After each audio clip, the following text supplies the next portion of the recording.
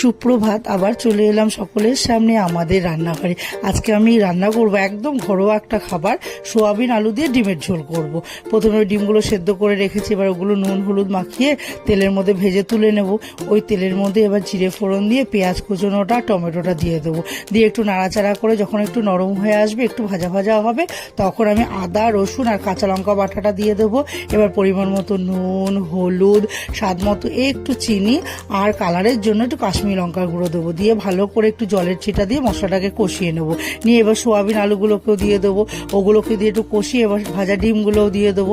এবার ডিমগুলোকে দিয়ে ভালো করে মশলাটাকে কষিয়ে এবার জল দিয়ে ঢাকা দিয়ে রাখবো, পরিমাণ মতো জলটা দেবো, দিয়ে ঢাকা দিয়ে রাখবো। কিছুক্ষণ পর ঢাকাটাকে তুলে তারপরে দেখে নেবো ঝোলটাও ফুটে গেছে। এবার গরম মশলার গুঁড়ো ছড়িয়ে দিয়ে নামিয়ে নেবো, তাহলেই তৈরি হয়ে যাবে ডিম সোয়াবিনের ঝোল।